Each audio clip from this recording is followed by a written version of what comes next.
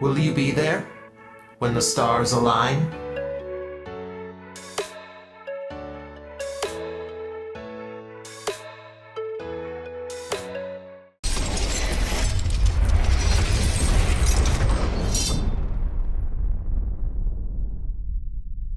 Hello everyone, welcome back to the TJOmega channel for day 1252 of our daily content grind. You saw the title, you clicked on the video, you know what we're about to get into. For those who are unaware, you're in for a treat. Oh, are you in for a treat? This is one of the most infamous sections of Transformers, and so controversial and in poor taste that I very, very rarely approach this topic unless we absolutely have to. However, I do feel like we eventually have to talk about this because it is very talkable and it's something that I get asked about a lot. Okay, why is the human girl making out with Optimus Prime? So this is from a series called Kiss Players. For those unaware, Kiss Players was a Japanese exclusive Transformer line dating somewhere around the 2006 mark, which was essentially a collection of manga, radio plays, and CD plays telling its own original story based around some pre-existing toys that Takara wanted to use. We know it for very specific sections of its fiction, in particular the manga and the way the toy line was ultimately marketed. But before we get into all of that, let's do a little bit of introductory work, shall we? So this is the guy you have to blame for Kiss Players. This is Yuki Oshima. And Yuki, wanted to create something shocking, according to him. He did it. He absolutely did it. So, everything you are about to listen to, or everything that you are about to hear, is all his fault. He's the one who came up with all of this, which was essentially a way of trying to target Transformers toward a particular type of collector in Japan. We know those types. That's all we're going to speak of it here. He is also a freelance toy designer, just so you're aware. Does anyone remember the little figurine from Car Robots 2000? The little Ai-chan figure where she's in the bath? He made that. He has something of an auspicious start to his career working with Transformers. So yeah, Kiss Players was not his only example of ew. Here's the weird thing about him, is that he does still work on Transformers to this day, primarily on the Masterpiece line. Just so you know some of the stuff that he's actually involved with and designed. 2.0 Megatron. You know, the extremely well-engineered Masterpiece Megatron that makes that conversion that should be impossible actually happen. That was him. He's also the guy behind Beast Wars Primal. He's behind all this is Masterpiece. He's behind Masterpiece Primal. He's behind Masterpiece Dinobot, Masterpiece Skyfire, Masterpiece Sunstreaker, Masterpiece Jinrai, which I just got and found quite good, as well as touching on most every new mold for MPG. This guy is creating some of the most high-class, toy designs in the world right now. Some of the most well-done and well-executed Masterpiece high-level Transformers that there are. He's the one who did it. Then again, he also added all the curves to Thrilling 30 RC, so let's not give him too much credit here. The truth is, though, we owe him a lot, despite his origins to this franchise. So at its core, Kiss Players really is just a line to sell extra toys, as most offshoot lines are.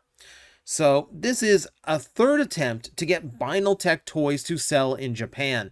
We already had the original Vinyltech line, which continued for a while, but just like the alternators line, petered out.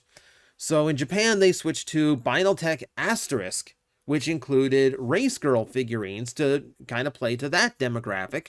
The race car collectors in Japan. That barely lasted. So then they went after the pervert market, for lack of better phrasing. The toys themselves are largely innocent outside of box art that I'm not comfortable showing you in this video. You're on your own there. But the toys themselves really didn't have anything wrong going on. They all included new figurines of the girls from Kiss Players. They could actually ride in the passenger seat of the Transformers. And they were all given these extra accessories to make them a little bit more play valued. For instance, the Auto Trooper. The one thing that everyone agrees is the good thing we got out of Kiss Players. He gets a row of traffic cones that get combined into an extra blaster. Hot Rod got what I thought was really clever, is his fishing rod from the movie that collapses down into his triple arm cannon, because his alternator toy didn't have that. That's clever. Optimus Prime got a surfboard that turns into a sword. I'm not sure about that one myself. Okay, so that's the toy side of it. That's really not the controversy here. We need to go into a little bit else. Let's start with the story. How about the story? Do you remember when Hot Rod, or Rodimus Prime at the time, chucked Galvatron out of Unicron? So they redepicted that so that instead of landing on Char, I'm using the American name of it. I can never remember the Japanese name of the planet. Galvatron landed on Earth instead, and his crash devastated Tokyo. So the EDC was formed as a way of combating against Transformers on Earth, as they were now being seen as the enemy after, incidentally destroying an entire major city. The EDC themselves are armed with the Autotroopers that we just saw. Said Autotroopers are actually born of Galvatron cells, which is how they are brought to like an artificial life in order to track down and combat Transformers on the planet Earth. This is kind of how they explain why. This is kind of how they kind of start explaining like how things in Transformers start focusing on space more in season 3. And keep in mind, this happens in this really weird gap between the movie and season 3, which in Japan is a 5-year time gap, because their season 3 was Transformers 2010.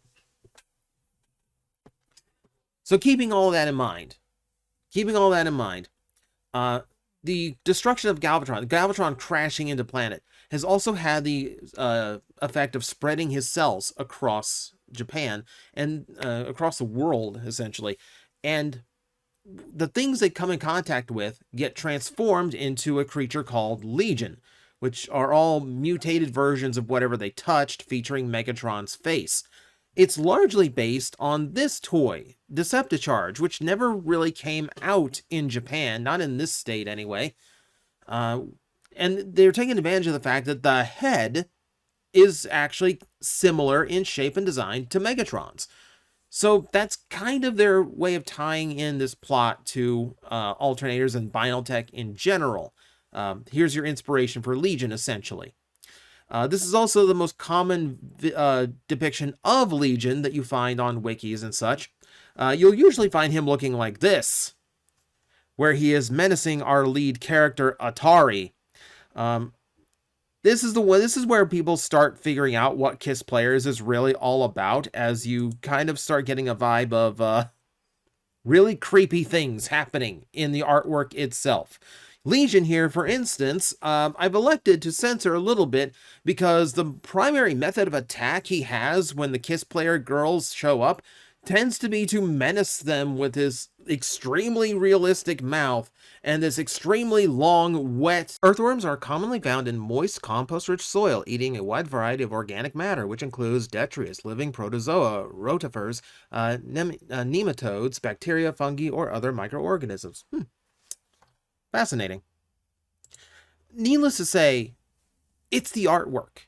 It's the artwork that really gets this manga in trouble because he went for shock factor, and shock factor is what he got. And it doesn't help that the girls in this series are all depicted in a way that the overall art of them is leaning more toward looking younger than they are, even though they are old enough to drive or old enough to actually, join a government organization like the EDC. That said, it doesn't make it more comfortable knowing that they're legal age, because this is something Japan does sometimes. As we said, it's the story where things get creepy. As is the delivery behind this. So the whole idea here is that the KISS players are the humans who are also infected with Galvatron cells. So when they come in contact with a transformer, in this case, lip contact, the two fuse into a much more powerful form, and that is what the EDC wants. They want to find KISS player candidates who can bond with their Autotroopers in order to power them up and make them a match for actual Transformers. This is what Atari is doing with an Autotrooper here.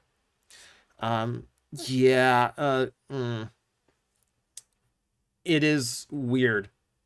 I don't, like, obviously, we know why they chose lip contact. We know.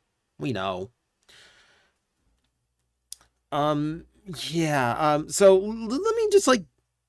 let me explain story a little bit here. Okay, so, like, we have Atari here, who is, like, very much leading, like, the direction of, like, an anime protag, because she is young, lacking confident, weak in physical form, weak in, constitution. She gets car sick. There's a character in Transformers who gets car sick. But she just happens to be an incredibly powerful KISS player for some reason, which the EDC wants, so they kind of drag her into the organization. And there is, there is, like, interpersonal relationships with other members of the EDC, some that are in the KISS player toy line, some that are just story exclusive, including a psychopath that's way too happy to be firing off missile launchers.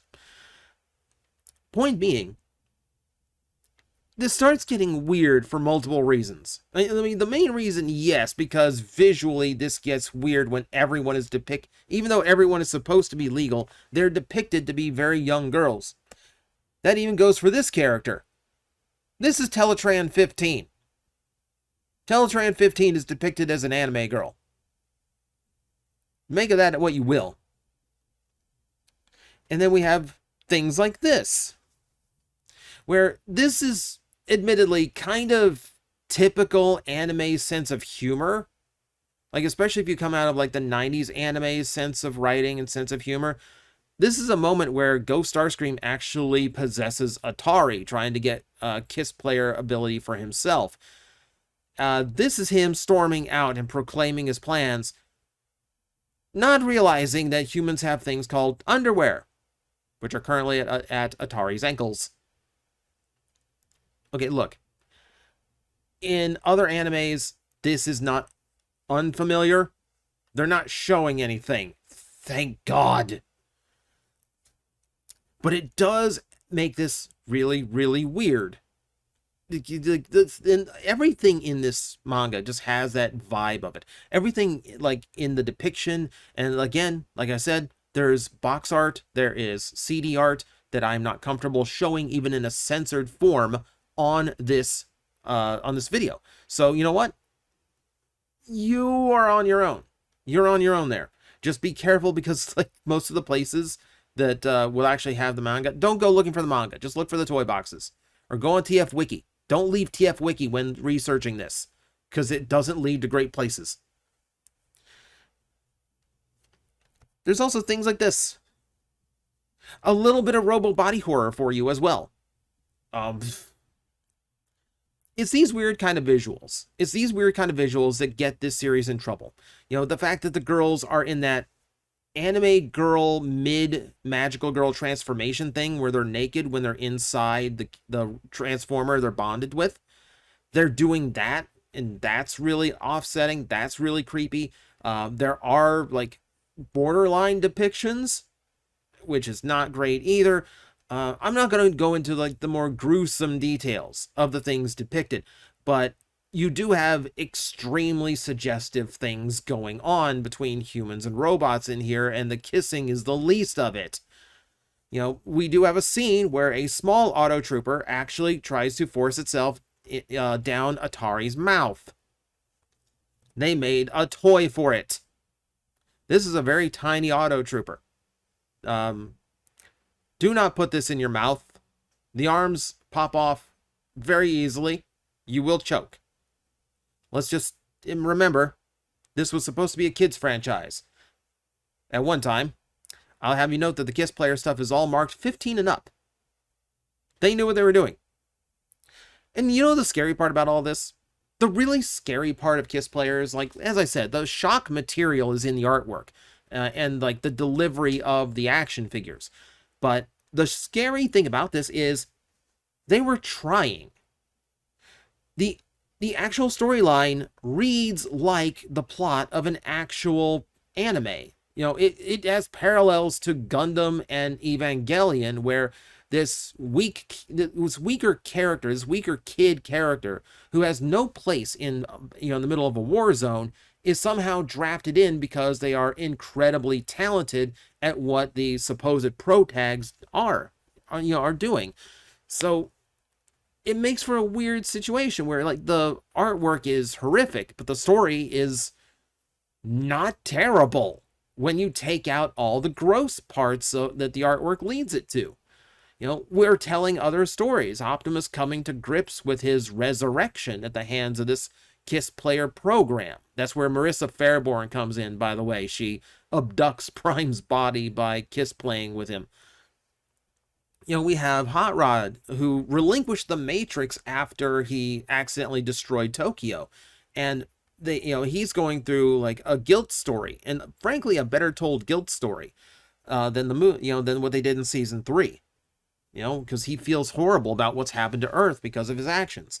You have the stories with the EDC, the various characters there, and them eventually becoming the enemies of our protags, because every Transformer is a threat to Earth now. So you have those in a weird like government versus Transformer story that I can't believe I'm saying this. I genuinely think is better handled than when Michael Bay attempted that in the later Bayverse movies. And I know Bayverse movies are not a high bar to cross here, but I genuinely feel Kiss Players handles that type of story better. I feel better about the characters than I do in the live action movies. You know, because, you know, there's more sympathy going on here, whereas in the live action movies, the Autobots are jerks. But you know what? I also don't like seeing my heroes treated like they're the bad guys. And it's done in a really bad way in the live action movies. This has a little bit more control and a little bit more balance. And it's weird because it's in Kiss Players. Phase 1 of the story wraps up when they realize what the cells are and why they have all these weird powers. Galvatron's body is found. The cells are reunited. Atari does have that hero journey where she gains her own confidence to join in the fight, and at the end is willing to sacrifice herself to remove Galvatron from the planet, taking her auto trooper and herself into space with the remains of Galvatron and the legions and auto troopers who are now recombining into the original Galvatron body. She does get rescued. Galvatron is thrown back into space. He's going to continue his original trajectory and land on Char. Or not Char. I've been naming the planet wrong this whole time. Whatever that lava planet was.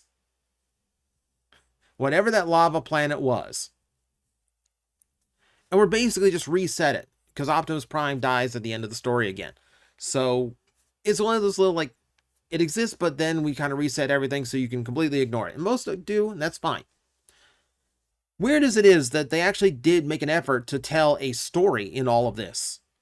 There is also the part where part 2 is kind of a love letter to the franchise.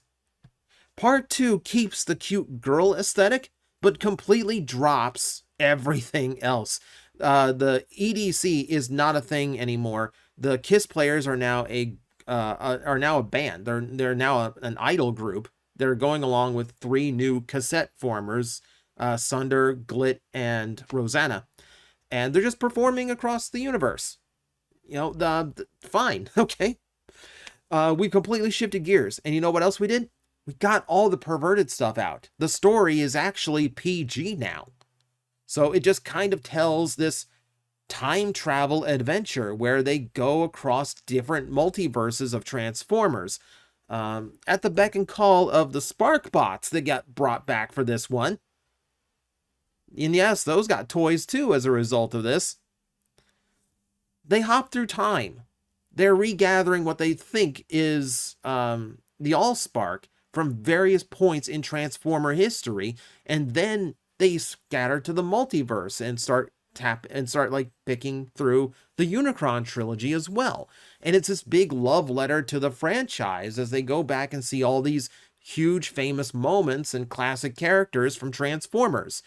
All to find out that the Sparkabots are working for Unicron. They're actually resurrecting Unicron without realizing it. Again, they're trying to tell a story. I didn't expect that. You hear of KISS players in only muffled whispers. No one really wants to talk about it because it isn't pleasant to deal with all of the really creepy, very questionable material that the marketing did and the manga did. I could chalk it up to Japan being Japan, but that's really not fair because, that's not like a universal, not in the least. We know it's there, but it's like, it's thankfully a minority.